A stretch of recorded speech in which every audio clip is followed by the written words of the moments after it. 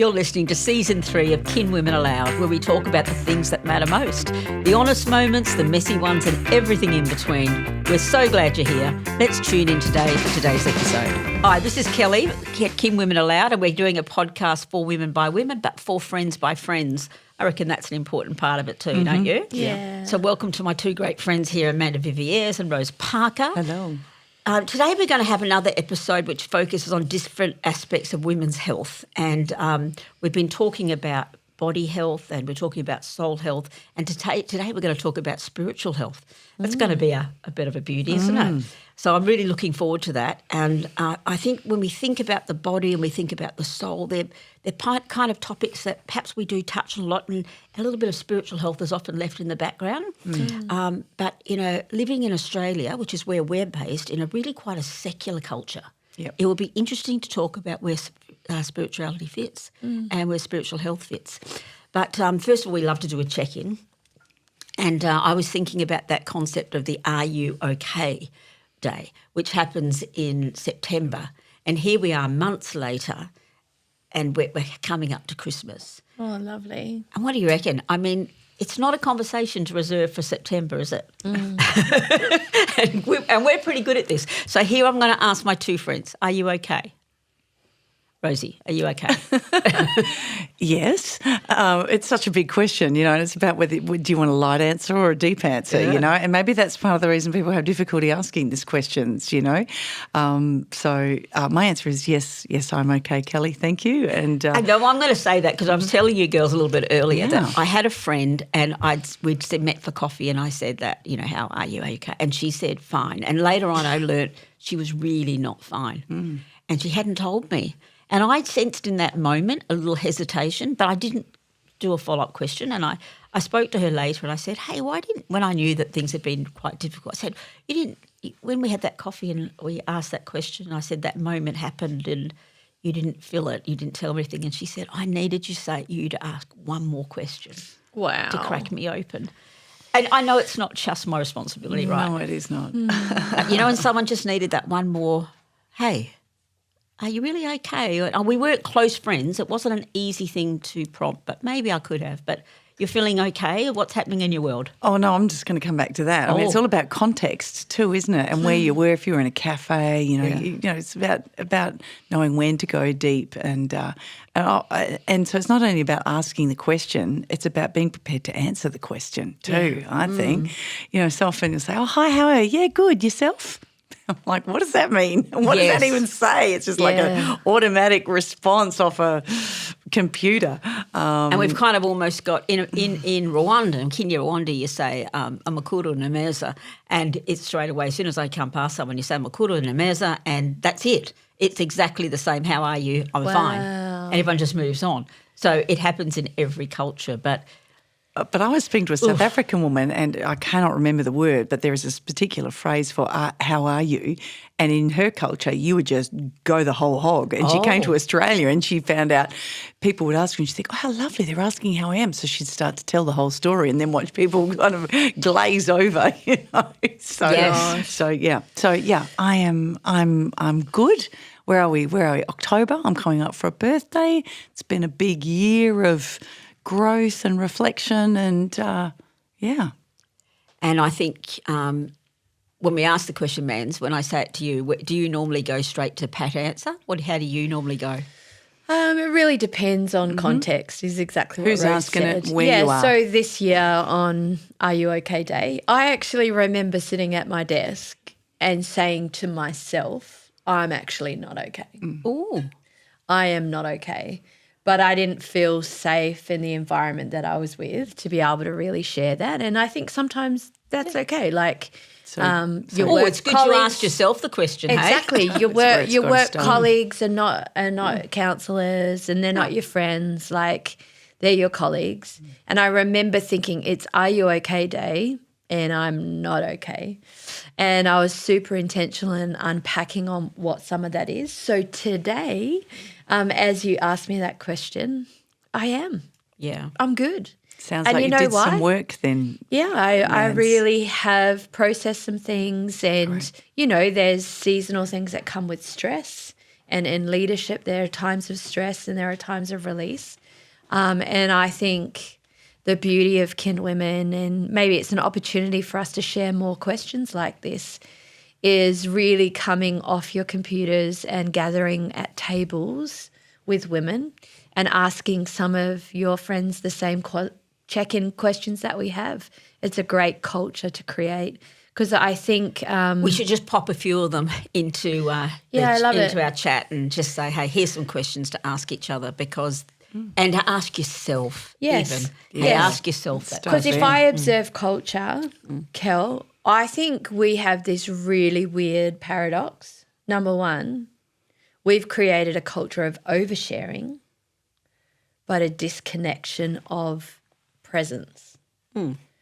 So people will say very random stuff to strangers on the internet. Yes. And you might have 10,000 followers. Yeah.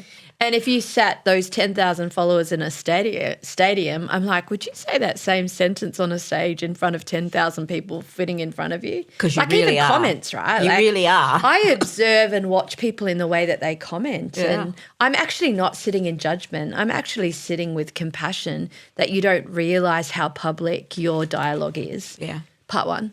Part two, then we don't gather like this. Yeah.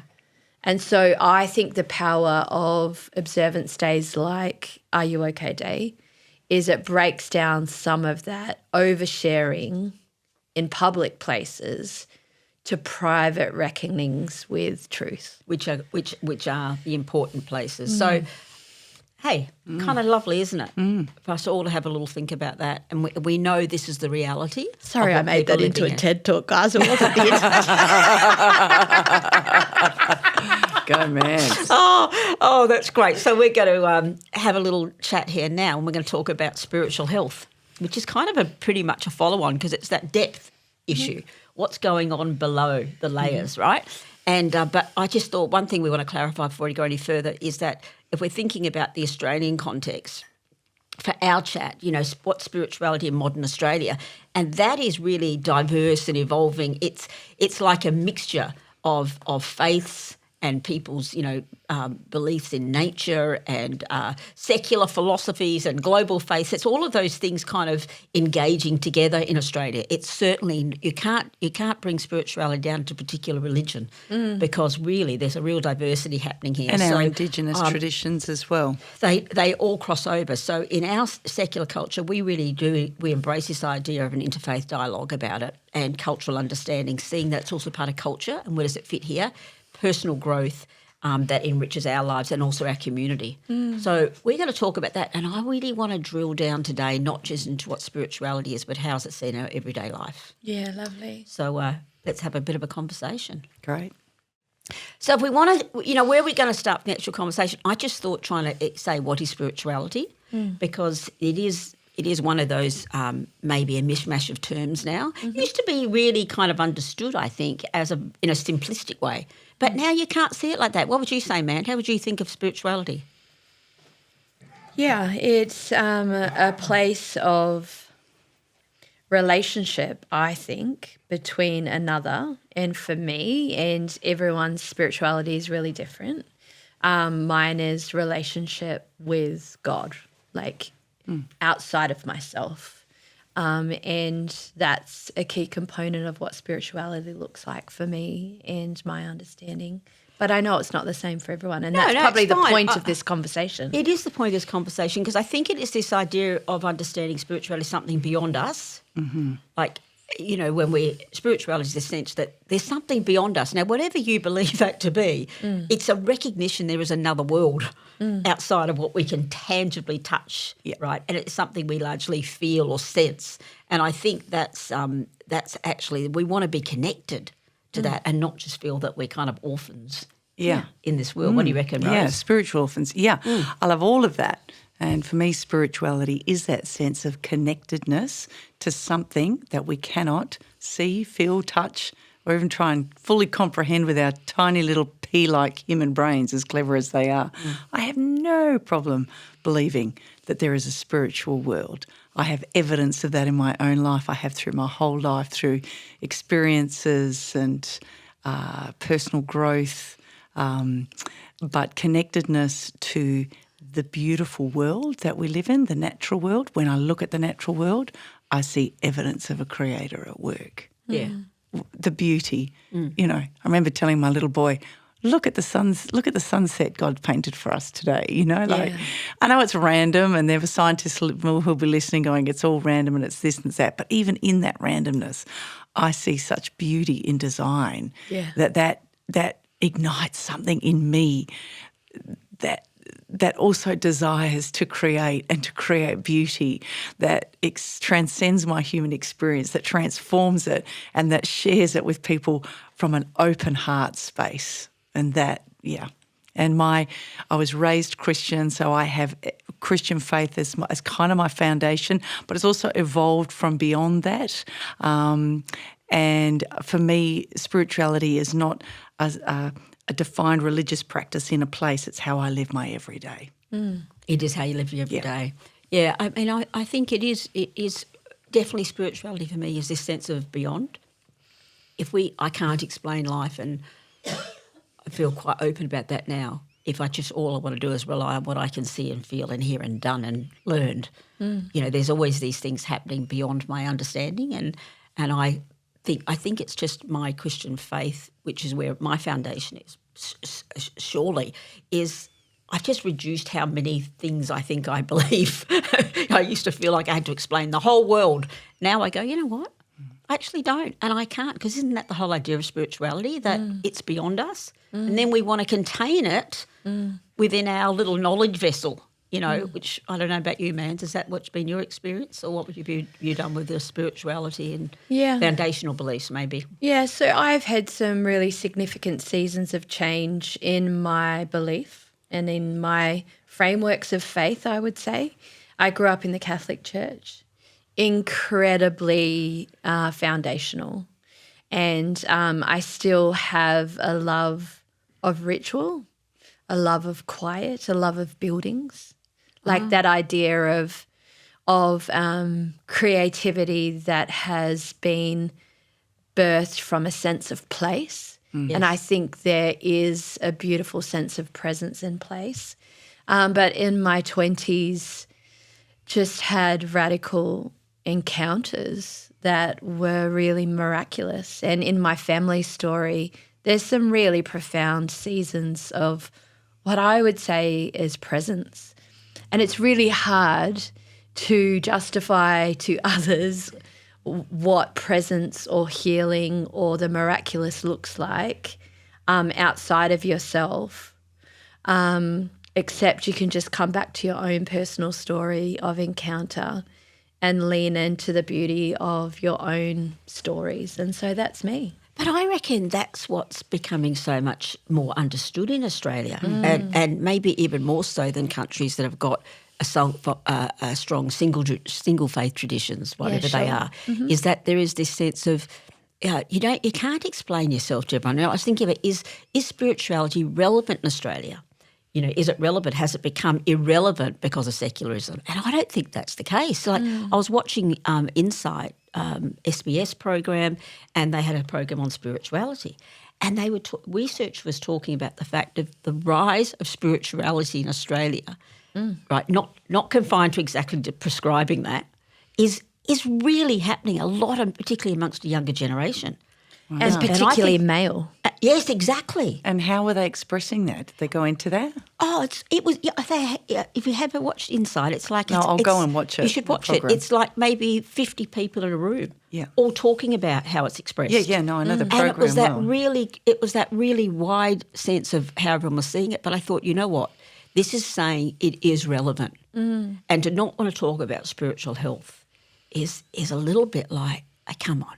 This is a core component. There's space in all of us. And maybe it's becoming even more relevant because so much of our practical and physical world is, let's face it, going through some pretty radical changes at the moment. And what we thought was so stock standard and true and unchangeable is changing overnight. Yes, and the sensationalism that comes with everyone having a television studio in their pocket, 20 years ago you had to have a very elite group of people who had microphones, And look at us today. They gave us a microphone. I don't know who gave us permission for these That has changed.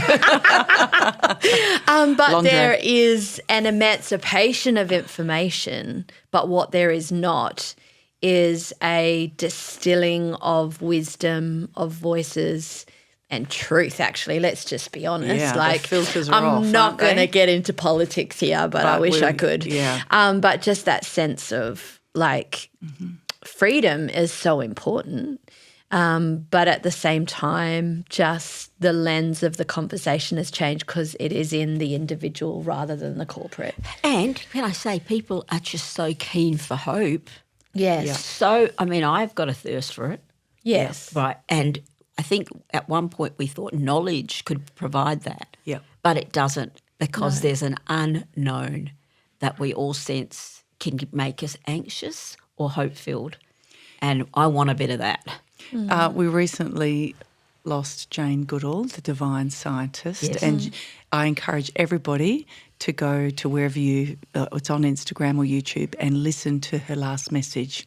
I get emotional. She recorded a message before she died, and it was her last message to humanity. Wow. And she specifically did it with it not to be released till after she had passed. Go and listen to this divine scientist who talks about hope and personal responsibility. And we all know what her work did, and her inspiration of the care for the natural world. Yeah. But hope is at the core, and that every individual has a part. Your life is important. Everyone has a part to play. It's divine. I can't tell you how divine it is. And you know what, for me, like the word Bible can have many different connotations in all of our different listeners. But do you know what I love about this ancient text is the meta-narrative of hope. Yes. The meta-narrative across story upon story upon story upon story of hope and wisdom and strength and possibility. And They were all the benefits Beautiful. I was thinking about. I was thinking, when you think about spirituality beyond yourself, you're thinking about centeredness and belonging and wisdom, peace.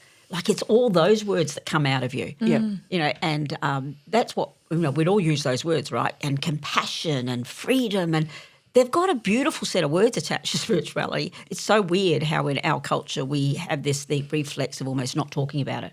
Don't talk about religion, don't talk about politics. We're going to talk a bit later. We need to talk about them because they're part of life, right? Yeah, I so love that. let's just think about this, which is, I think, is the really, this is where spirituality needs to land somewhere for me. How is it seen in our life? How does it reflected in your life, and how is people who have carried that around you, how have they impacted you because the way they've lived? So let's not think of it only as a philosophy. yes. But for me, it's where does it land for you, Mans? Really simply for me, it's a peace that surpasses understanding. And as a recovering control freak, Have you recovered? honestly, if I'm really, really, really, truly honest, I am getting better at holding my life more open-handedly. Lovely. And may that still be the case in 20 and 30 years' time.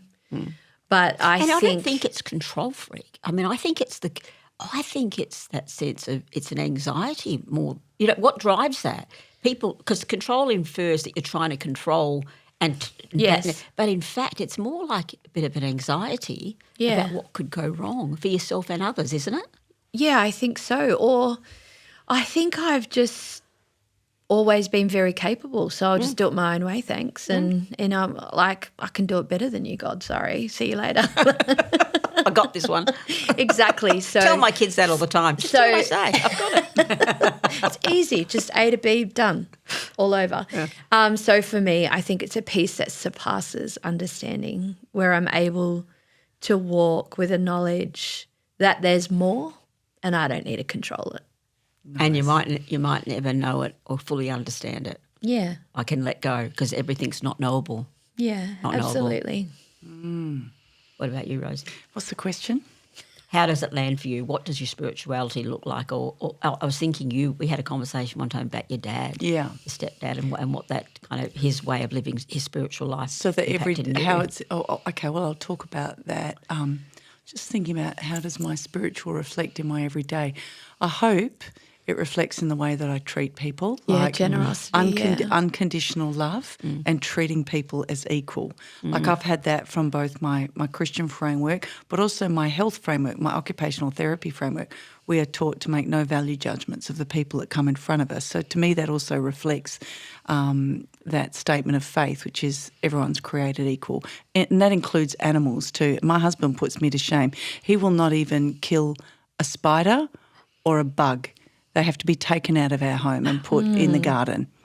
And he views everything as equal. So I need to step up to his level, seriously. Beautiful. He draws a line at mosquitoes, thank goodness, because I've had dengue fever and I wouldn't wish that on anybody. Oh, shame. So unconditional love, altruism, treating people as equal. So, I have an amazing man that came into my life when I was 13. His name's Jimmy Martin. He has passed on now, so if I get a little croaky, that's why. But he lived life by the adage of you treat other people the way you want to be treated. He used to call it the golden rule, do unto others as you would have them do unto you, which, we know is an Old Testament thing. But he put this into action because he is my foster dad. So he fostered me into his family when I was 13. His wife, who became my foster mum, Carol, is actually my half-sister. So hold on for the ride. We could do a whole podcast just on this one. We should do that. So Carol Martin finds two little half-sisters living in foster care. We're 10 and 12. She's 35, married with children of the same age and just has to bring us home, literally. So it was a year's process. Wow. And this beautiful man, Jimmy, just said, when she came and said, these sisters need somewhere to stay, he just went, whatever decision you make, darling, I'll back you 100%. Wow. So that man went overnight from having 3 children aged 8, 10 and 12 to having 2 teenage, preteen, 11 and 13-year-old daughters join him overnight. They traded in the sedan for a Kingswood Holden station wagon. The big boys went into the little girls' room. They bought 2 new single beds, switched bedrooms and moved us in. Wow. Life-changing for the woman you're seeing in front of you. Oh, right. Absolutely Yeah. life-changing. The gift of inclusion, unconditional love, sharing what resources they had, making it work was fabulous mayhem. My life went from black and white to living colour. That imprinted on me my love of everything to do with the 70s because they lived in a house in Annandale with a sunken lounge and shag pile carpet, and we listened to music, and it was vibrant. That's where my love of 70s patio frocks comes from.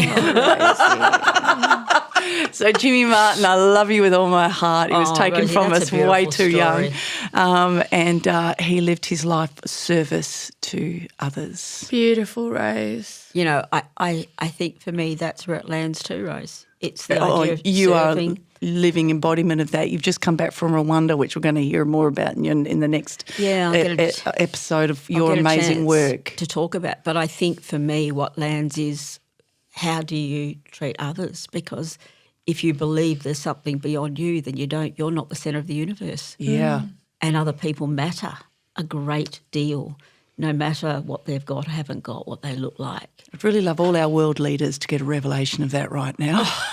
Gosh, not getting political, but it's just what you said. Yeah. I do. I just love it so much. I think we can live like that. What about if we're not so consumed with the material in the present in what terms we of for have, us, what we've got and how we're being presented, if we think of a world beyond that, yes. Oh my gosh, and I think it allows you to practice these beautiful ancient wisdoms of forgiveness, not taking offence, compassion, kindness. Oh, I don't know. I just think they're all great words, aren't they? Servanthood. Do you know what I mean? And I think that's where it should land. It's not about just your philosophy of what you can speak, but could we live it? Could we, Mans? Could we? I mean, you get a chance to live it in terms of wanting it to happen because you build work you do in not-for-profit sector. You want to see that land even though you're doing your work here. Yes. It's in hope that people will have something different, isn't it? Yes, absolutely. But I wholeheartedly live my day-to-day when we bring it back to practical application. Yeah. It just begins at home. Like Yeah. it begins Nice. in the Nice. generosity that I have with my children. It begins in the power of words. Like I find myself all the time, because I have 2 teenagers, Yeah. just like words are powerful, guys. Yes. Words are so powerful, what we speak into being. And for me, like the beginning of the book of Genesis began with a word. And I think I see how you live outwardly, both of you, and it's incredible. And for me, it shapes so much of my spirituality. But I've also seen where home is not the same as extension Outside. out. And so a thing that's been incredibly formative for me as a parent is, will my children know me for my day-to-day Fantastic. than crowds of people know me for the words that I speak? Yes. And so that is really challenging when teenagers are really raging and, you know, like we went camping a couple of weekends ago. Pull me back if my storytelling is too much. Camping a couple of weeks ago. We actually went really well the whole weekend. And then there was just this moment where the kids were really getting on each other's nerves. And my husband pulled us all into a circle. Yes. We stood there in the middle of all our friends, but in a circle. And he was just like, right, okay, let's talk, but let's talk softly. Let's everyone have their say. But I don't care what everyone else is doing. I don't care that everyone's watching us, but we're standing here. Yeah. We're going to work this out together. What a wise And then we man. walked away from the circle. How And awesome. I was just like, That is not gold. how I grew up. That is living like there's a world beyond. You're like, Exactly. it's not, it's just this beautiful sense. So I just think, how can we foster that kind of spirituality in ourselves? Like, how can we build it into ourselves and not get consumed with the busyness of the material and you know, the living? What do you do to foster it and growth in your spiritual world? A really important part for me is meditation. Okay. And for me, coming back to prayerfulness in my day-to-day. Simple as that. Okay, so it's a stillness and connecting in the inner side of you so you can grow in that. What about you, Rosie? What do you see I it would as? say the word again is mindfulness. I've referenced in another episode about Dr. Ellen Langer, and she talks about mindfulness and mindlessness. So it doesn't matter what you're doing, walking the dog, driving to work, preparing a meal, being mindful and being present. So for me, that means sensing. Like if I'm walking my dog, this is no reflection on people that walk their dogs with podcasts in, listening to a podcast, go right ahead. But for me, when I walk with my dog, I'm with my dog and I'm interacting with him because I want to have time with him because he's been locked up at home all day.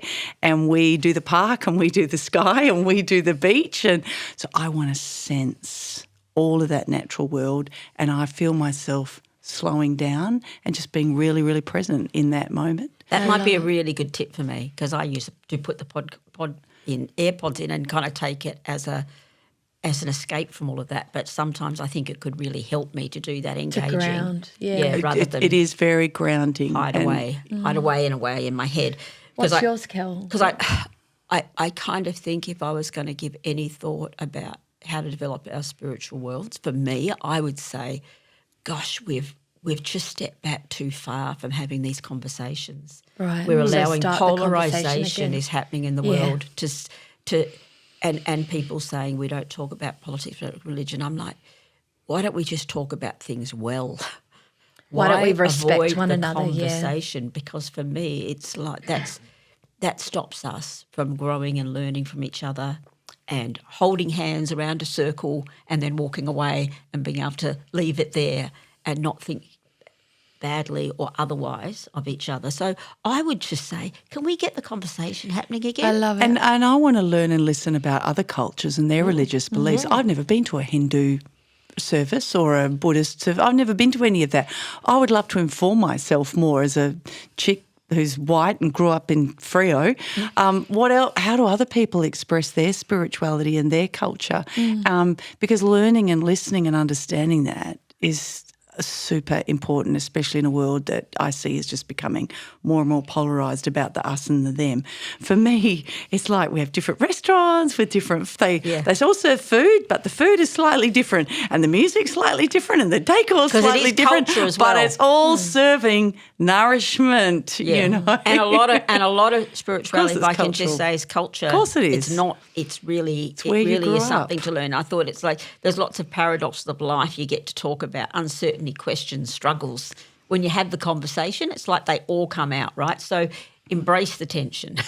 Yes, and also own our own story. Own our own. And allow people to have a different story to you. Yeah. And I think the more confident we are in our own story and what we believe creates beauty, and we don't have to try and convince other people. No, correct. So for me, That's not the point of a conversation. No. And so for Listening. me, really reminding myself of those moments of encounter and the beauty of living my day-to-day with Jesus and what that means for me. It's okay. I can say that out loud. Yeah. And I don't have to try and defend it. It's personal, and that is a good thing. Beautiful. I love, because our spirituality should enrich our human experience. Like you said before, you know, to do life without that and think that this was it. No. And I love the outward, not outward focus, but the outward, what's the word I'm looking for? Orientation. Like view? View, yeah. Yeah, that there's both a deep inner view, but there's also an equal Outward expression. outer view. Out of expression There's of what we've listening got. inside and then there's listening outside as well. So that balance and exchange. So I reckon that, so spiritual health is just like here we are, just doing a little, peel back of that first layer. But we're encouraging us, as well as our podcast community, to say, let's explore spiritual health. Inquire. And I love that reminder that you've given us, Kel. What if you could start a conversation today is, what do you believe? Yeah. And listen to learn, not to try and convince them to be Right. different. No. So it's Great. beautiful. So we actually love, it's been lovely having a series. Next week we're going to have a chat about actually Rwanda. And I went there with Penny, came and visited and spent 3 weeks with me as well. And we're going to have a conversation about what it is to live in a completely different culture, a different spiritual experience, and what that does for us. So listen up, podcasters. Awesome. Love you to be with us. It's been great being with Kinwomen ALOUD. See you next time. Bye. Thanks for tuning into Kinwomen ALOUD, where real conversations connect us to one another. This episode was recorded at Elemental Sound in Perth with studio engineer Mark Ralph and produced by Natalie Kilner at Mindful Marketing Studio. Be sure to follow Kinwomen ALOUD on Spotify, Apple Podcast, and follow our socials for more conversations that matter. Until next time, you are our kin.